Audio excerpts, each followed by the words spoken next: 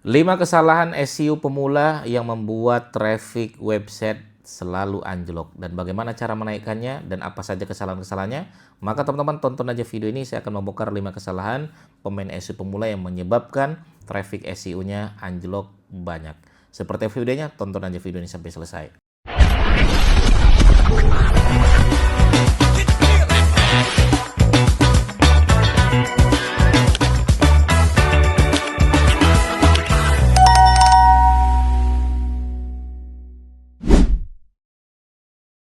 Oke teman-teman sekalian ya, fenomena ini nih sangat banyak sekali terjadi apalagi di tahun 2025 ini, makanya banyak pemain SEO mundur ya satu persatu.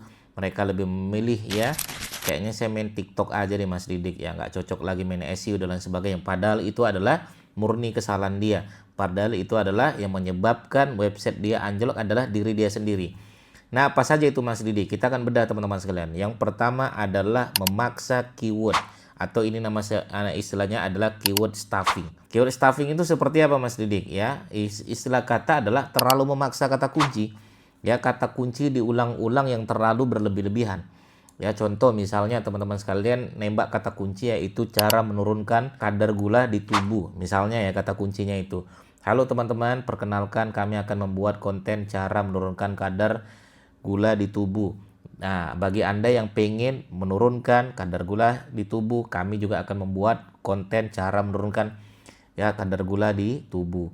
Nomor 1 yaitu, nomor 2, nomor 3, tunjukkannya selalu cara menurunkan kadar gula di tubuh. Itu saja yang diulang-ulang, atau cara menurunkan kadar kolesterol di tubuh. Kalimat yang diulang-ulang yang tidak enak dibaca itu namanya keyword stuffing teman-teman sekalian. Ya, ini keyword apalagi kata kuncinya koma spasi lebih parah lagi. Itulah yang menyebabkan website kita anjlok trafficnya. Ya, maka coba teman-teman lihat ya, enak nggak dibaca ini? Ya, kalau saya bilangnya spam kata kunci gitu kan, spam kata kunci.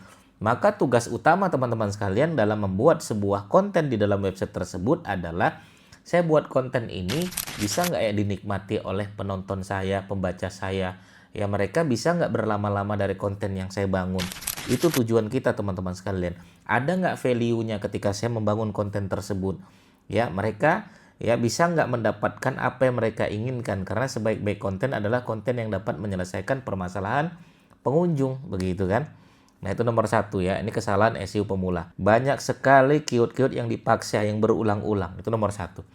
Yang kedua adalah struktur websitenya itu nggak rapi. Struktur website rapi itu penting nggak Mas Didik untuk SEO pemula? Penting. Struktur SEO rapi, website rapi itu sebagaimana kalau nanti pengunjung datang, ibarat kata teman-teman sekalian punya rumah gitu kan. Rumah ini akan dikunjungi orang gitu. Maka pastikan rapikan dulu ya, ruang tamu rapi, ya mejanya rapi, kursinya rapi.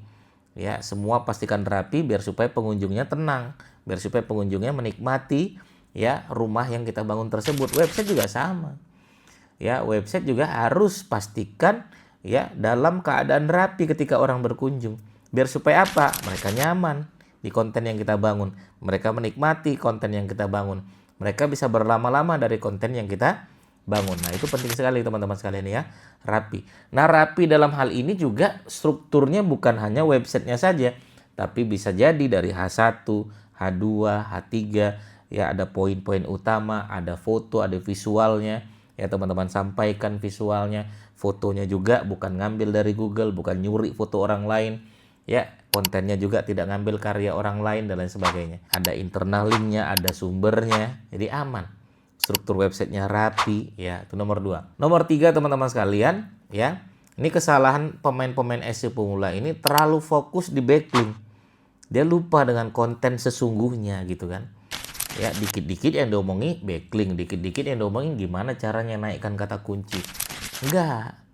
Google tuh nggak seperti itu teman-teman sekalian. Tetap yang teman-teman poinkan di sini adalah gimana kontennya naik ya. Gimana orang bisa senang dengan konten yang kita bangun ya. Dari situlah nanti peringkat naik sendiri teman-teman sekalian.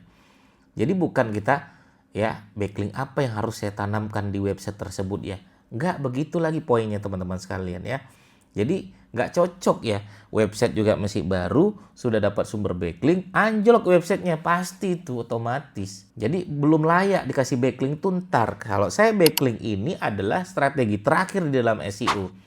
Maka dikit-dikit bahas backlink, dikit-dikit bahas backlink. Nah ini juga lupa ya. Lupanya di mana? Lupanya adalah sesungguhnya konten yang baik, website yang baik itu adalah yang membangun sebuah konten yang baik, yang membangun sebuah konten yang berdampak gitu kan. Itu tugas kita teman-teman sekalian. Nomor 3, ya, jangan terlalu fokus dikit-dikit backlink dan lain sebagainya. Yang keempat adalah coba teman-teman jangan pernah lupa namanya menganalisa hasil dari konten yang kita bangun. Saya biasanya setiap 1 bulan, 2 bulan, konten yang kita lihat itu adalah analisanya tiap bulan, per bulan. Nanti akan tahu teman-teman sekalian, evaluasi, kita melakukan evaluasi, melakukan analisa konten yang kita bangun, melakukan kenapa dia bisa naik ya, apa penyebab dia turun ya, kata kunci apa yang naik, kata kunci apa yang dikasih sinyal yang baik oleh Google, itu yang kita lihat teman-teman sekalian. Saya biasanya menggunakan ahref.com, saya lihat website saya, oh naik di sini lalu lintasnya. Oh kata kunci ini yang diterima oleh Google. Oh kata kunci ini yang masuk di sinyal-sinyal oleh Google. Sehingga itu ya nanti yang akan kita kalau mau backlink ya di situ polanya. Jadi bukan dikit-dikit backlink gitu kan, bukan. Kita lihat dulu Google ngasih sinyal yang baik atau enggak nih. Kalau Google ngasih sinyal yang baik berarti konten kita bagus. Berarti konten kita diterima oleh pembaca kita. Ya, yang sering terjadi adalah orang nggak pernah menganalisa. Ya, nggak pernah dia tahu nih kenapa konten saya tidak diterima. Ini kenapa ya? Harus dianalisa. Makanya saya akan melihat analisa itu tidak hanya konten yang saya bangun. Saya lihat analisa kompetitor. Halaman 1 isinya apa ya? Oh mereka 5.000 kata, oh mereka 3.000 kata, oh mereka 2.000 kata. Kita juga 2.000 kata. Oh mereka ya bikin kontennya seperti ini ya. Bentuknya adalah artikel. Kita juga artikel. Oh mereka menggunakan angka di depan judul. 23 oleh-oleh Jakarta. Oh kita juga masukkan angka. Maka analisa ini adalah kita bisa melihat ikuti maunya Google. Ikuti maunya yang punya search engine kan begitu kan. Oh ternyata ya mereka pakainya page di kata kunci jual, kata kunci distributor, kata kunci jasa. Mereka pakai page, kita pakainya page. Oh ternyata kata kunci jual laptop mereka pakainya e-commerce. Kita juga pakai e-commerce. Begitu teman-teman sekalian. Ya analisa tuh penting. Ya analisa tuh penting. Itu yang keempat ya teman-teman sekalian. Agar tahu bahwasannya tidak dikit-dikit backlink, tidak juga apalagi sering tidak dianalisa.